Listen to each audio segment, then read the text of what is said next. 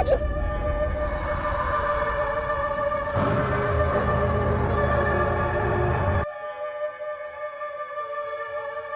Lisa diteror pocong Pak Jalil lewat ayahnya yang kesurupan. Oke teman-teman, di video kali ini kita akan bongkar semua kejanggalan atas kematian Pak RT Jalil. Semua dibahas di sini, jadi tontonan sampai selesai video ini. Nyawa dibalas nyawa. Itulah pesan terakhir yang berulang-ulang terdengar dari mulut sang ayah yang kesurupan. Bukan pesan dari manusia biasa, melainkan dari sosok yang mengaku sebagai pocong Pak Jalil. Semuanya bermula dari malam yang tampak biasa, namun berubah menjadi awal dari teror mengerikan. Robi, yang baru pulang dari rumah temannya, mendapati rumah dalam kondisi sepi. Hanya Lisa, adik perempuannya, yang ada di rumah. Ayah mereka seharusnya tertidur di sofa, namun menghilang begitu saja. Saat Robi akhirnya menemukannya di belakang rumah, sang ayah duduk terpaku, matanya kosong, mulutnya komat kamit tak jelas. Bukan seperti orang yang sedang sadar. Ketika Robi mencoba bicara, ayahnya menyahut dengan suara yang bukan miliknya. Berat, serak, dan berisi dendam. Ia berbicara soal kematian, soal balas dendam, soal racun yang membuatnya mati perlahan. Robi panik, tubuhnya gemetar, dan tanpa pikir panjang, ia lari, meninggalkan Lisa sendiri di rumah bersama ayah mereka yang entah masih ayahnya atau bukan. Pintu diketuk di tengah malam. Lisa yang sedang tertidur mendadak terbangun oleh suara ketukan keras di pintu depan. Suara ayahnya terdengar dari balik pintu. Buka pintunya, Lisa. Tapi firasat Lisa berkata lain. Sesuatu terasa salah. Seharusnya ayahnya berada di dalam rumah. Lalu kenapa kini ia mengetuk dari luar? Dengan gugup, Lisa mengintip dari jendela. Sosok ayahnya berdiri di bawah cahaya redup lampu teras, wajahnya tertutup bayangan. Lisa ingin membuka, tapi tangan seolah berat digerakkan. Kunci cadangan tak ditemukan. Ketegangan meningkat saat tiba-tiba suara ketukan berhenti. Lisa menoleh, dan terkejut bukan main. Sang ayah sudah berada di dalam rumah. Tidak ada suara pintu terbuka. Tidak ada langkah masuk. Dia hanya ada di sana. Kerikin bapak, yuk, katanya datar. Lisa tak menjawab. Tubuhnya gemetar. Sebelum ia bisa bertanya, lampu rumah tiba-tiba padam. Gelap total. Dalam gelap, sang ayah yang kesurupan mulai bicara. Tapi kali ini, suaranya berubah. Lebih dalam. Lebih dingin. Ia mulai curhat, bercerita tentang dendam, tentang racun, tentang malam kematiannya yang sunyi. Aku Jalil. Aku diracun. Mereka pikir aku bisa pergi begitu saja. Tapi aku belum selesai. Aku butuh bantuan untuk membalas mereka. Nyawa dibalas nyawa.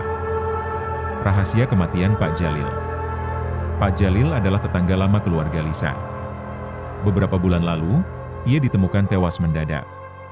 Warga mengira ia meninggal karena usia, namun kabar-kabar gelap menyebutkan bahwa ia diracun.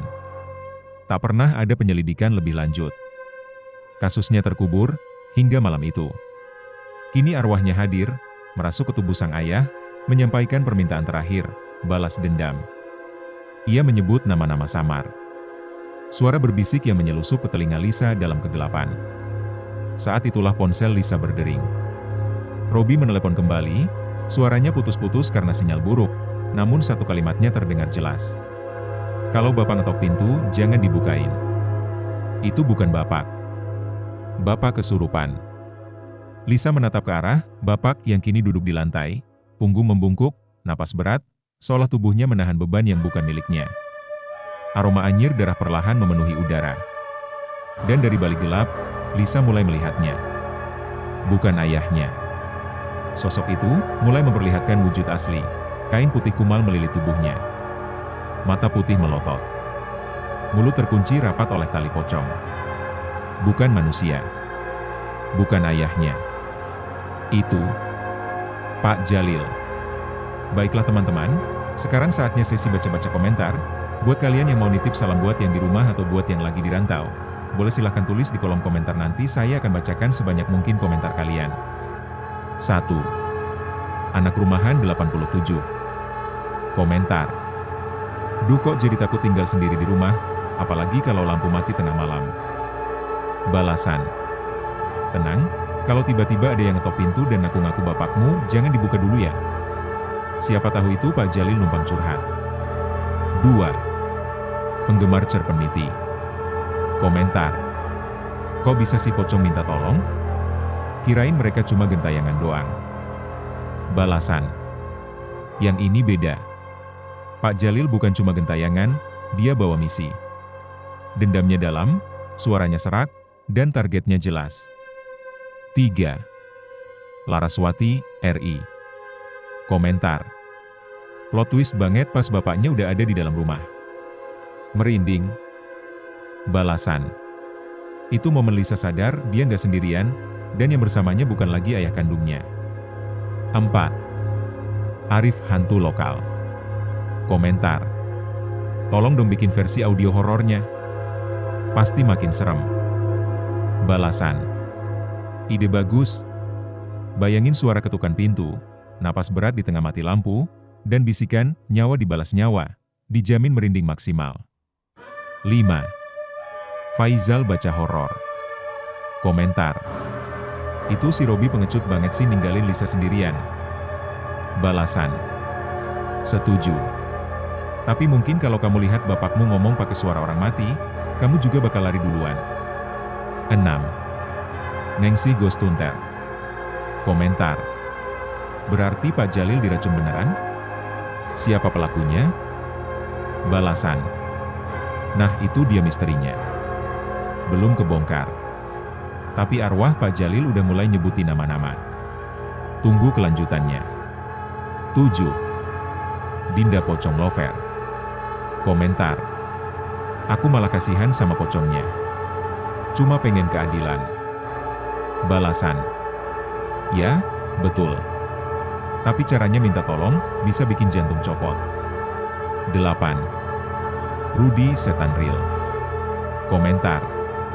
Kenapa Lisa mau aja disuruh? Krikin, bapaknya?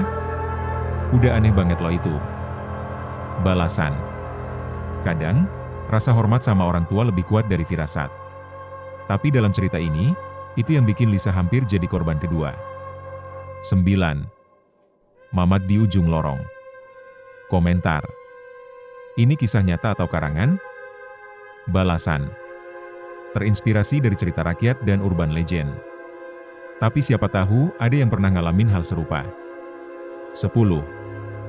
Kepo abis. Komentar. Jadi sekarang gimana kabarnya Lisa dan Robi? Masih diganggu nggak? Balasan. Lisa mulai sering mimpiin Pak Jalil.